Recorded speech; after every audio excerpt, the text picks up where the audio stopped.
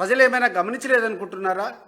ఇప్పటికైనా దయచేసి స్వస్తి చెప్పండి. ఈ చౌకబారు రాజకీయాలకి, ఈ చౌకబారు విధానానికి దయచేసి స్వస్తి పలకాలని చెప్పి ఇద్దరు సోదరిమణులను, సునీతమ్మని కానీ లేకుంటే షర్మిలమ్మ గారిని చేతులెత్తి జోడించి మిమ్మల్ని కోరుకుంటున్నాను.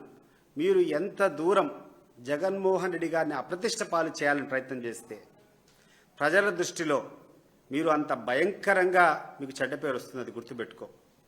ఇప్పుడే అనరాని మాటలు మీ చెవులు చేరుతున్నాయో లేదో కానీ ఎక్కడ కామన్ పర్సన్స్ ఉన్నా కూడా ప్రతి ఒక్కరూ మాట్లాడుకునేటువంటి విధానం ఏంటంటే, ఇటువంటి పనికి మాలినటువంటి సోదరి మాకు ఉండకూడదు, జగన్మోహన్ రెడ్డికి ఉన్నటువంటి పనికిరాని సోదరి లాంటి సోదరులు మాకొద్దు, సోదరి మనులు మాకొద్దు అని చెప్పి ఈరోజు ఆంధ్ర రాష్ట్రం అంతా వెనకాల గుసగుసలాడుకుంటారు. అది నీ చెవుకు చేరిందో లేదో నాకు అర్థం కావడంలే.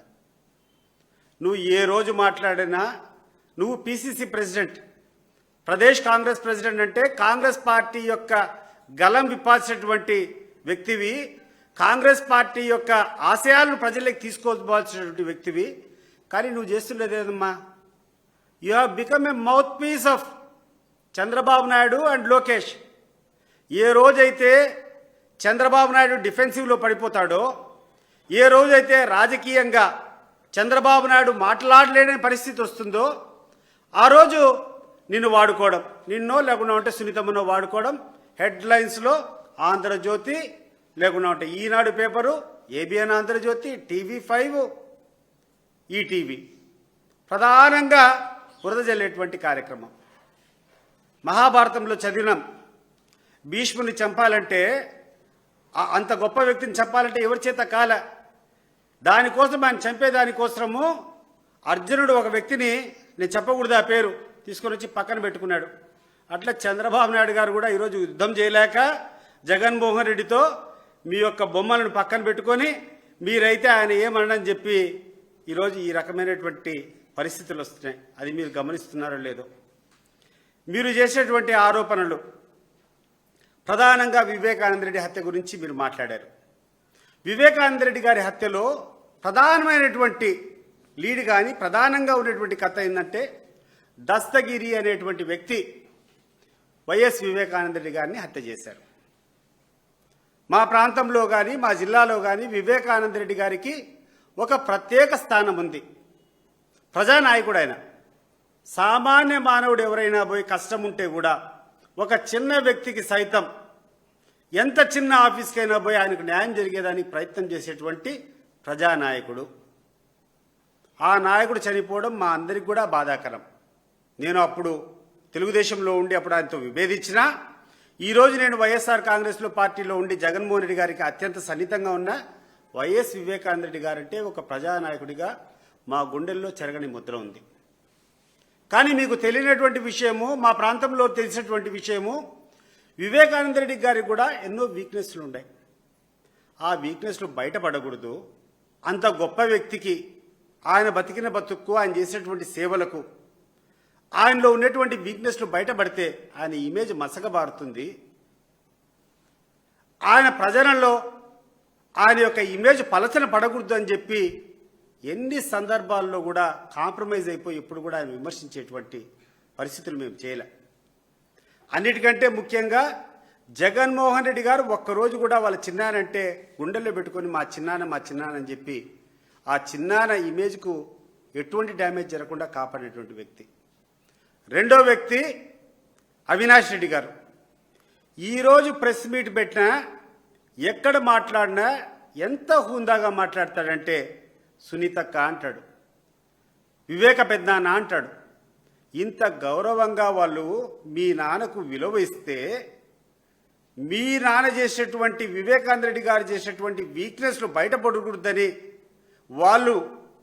వాళ్ళకు ఉన్నటువంటి కష్టాలంతా వాళ్ళ మీద పెట్టుకొని, అవమానాలు వాళ్ళు భరిస్తూ, కష్టాలు వాళ్ళు భరిస్తూ, జైళ్లకు వాళ్ళు తిరుక్కుంటూ, కోట్ల చుట్టూ వాళ్ళు తిరుక్కుంటూ మీ పేరు మసకబారకూడదని ప్రయత్నం చేస్తూ ఉంటే ఏందమ్మా ఈ చౌకబారు ప్రచారం? నేను అడుగుతున్నాను సునీతమ్మకు, నువ్వంతకు నువ్వే కోరినావు సిబిఐ ఎంక్వైరీ కావాలన్నావు. సిబిఐ ఎంక్వైరీనే కదా చేసిందే అల్టిమేట్గా. సిబిఐ ఎంక్వైరీ చేసిన తర్వాత ఛార్జ్షీట్ వేశారు కదా. ఛార్జ్షీట్ వేసిన తర్వాత ఈరోజు ఆ యొక్క కేసును ట్రయల్ చేసుకోవడము, త్వరగా ఆ యొక్క నిందితులు ఎవరున్నారో వాళ్ళను లీగల్గా వాళ్ళని శిక్షించడం జరగాలి కదా. మరి ఎందుకు జాప్యం చేస్తున్నావు? ఎందుకు నువ్వు ఈరోజు రకరకాల పిటిషన్లు వేసుకొని సుప్రీంకోర్టుకు పోయి ఈ కేసు జరగకుండా ఎందుకు నువ్వు అడ్డుకుంటున్నావు అని చెప్పి నేను సునీత గారిని అడుగుతున్నాను. ఈరోజు ఎవరో వేసేటువంటి విచారణ అధికారి కాదు, నువ్వు ప్రత్యక్షంగా నువ్వు సుప్రీంకోర్టుకు పోయి తెచ్చుకున్న ఒక ఆర్డరు. మా తండ్రి చనిపోయేటువంటి విషయాన్ని సిబిఐ ద్వారానే ఎంక్వైరీ జరగాలని చెప్పి నువ్వు కోరిన పిమ్మట సిబిఐనే ఎంక్వైరీ చేసింది. సిబిఐ కూర్చొని ఛార్జ్షీట్ దాఖలు చేసింది. దాఖలు చేసిన తర్వాత నీకేం అబ్జెక్షన్స్ అమ్మా?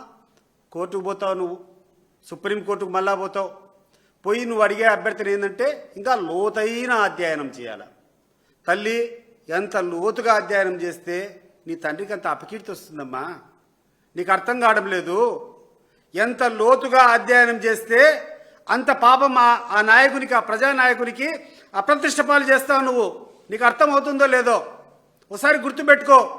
ఈరోజు ప్రధానంగా ఈ యొక్క కేసు సంబంధించి ఫస్ట్ టెస్ట్ మనీ ఏదన్నా ఉందంటే ఆ యొక్క వివేకానంద రెడ్డి హత్యలో పాల్పంచుకునేటువంటి దస్తగిరి ఇచ్చినటువంటి వాంగ్మూలం. ఈ దస్తగిరి ఇచ్చినటువంటి వాంగ్మూలం దయచేసి అందరికీ నేను సర్క్యులేట్ చేస్తాం. ఇది పబ్లిక్ డొమైన్లో కూడా ఉంది. దస్తగిరి ఏమని ఇచ్చాడమ్మా? ఎక్కడన్నా అవినాష్ రెడ్డి చెప్పాడని ఎక్కడన్నా ఉందా? దీంట్లో క్లియర్గా దీంట్లో ఎర్రగంగిరెడ్డి అనేటువంటి వ్యక్తి ఎవరైతే 24 గంటలు వివేకానంద రెడ్డి గారికి నీడగా ఉన్నారో ఆ వ్యక్తి ఒక ల్యాండ్ డీల్, ఒక భూమికి సంబంధించినటువంటి ఒక తగాదా బెంగళూరులో సాల్వ్ చేయను పోయినామని, దాంట్లో ఏదో డబ్బులు వచ్చిందని, ఆ డబ్బులు పంపకంలో ఎర్రగంగిరెడ్డికి వివేకానంద రెడ్డికి మనస్పర్ధాలు వచ్చాయని చెప్పి ఈ స్టేట్మెంట్, దస్తగిరి ఇచ్చినటువంటి స్టేట్మెంట్, ఇది వాస్తవం కాదా? ఎర్రగంగిరెడ్డికి మీ తండ్రి వివేకానంద రెడ్డి గారికి ఈ విషయం బయటకు వస్తే ఎవరికమ్మా ప్రతిష్ట?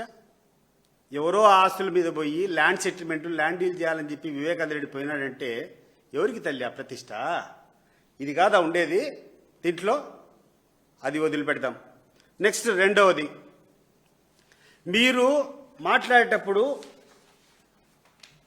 ఈ దస్తగిరి ఇచ్చినటువంటి స్టేట్మెంట్లో యాదంతి Sunil Yadav hit on the genitals area of YS Vivekananda Reddy sir with his right leg and said, మా అమ్మని అడుగుతావారా డాష్ డాష్, మా అమ్మని అడుగుతావారా అని చెప్పి ఆ సునీల్ యాదవ్ వివేకానంద రెడ్డిని తన్ని ఆయన మీద జెంటిల్స్ మీద, అంటే మీకు తెలిసింటుంది మర్మాయుల మీద కొట్టినట్టు, గొడ్డలతో కొట్టినట్టు.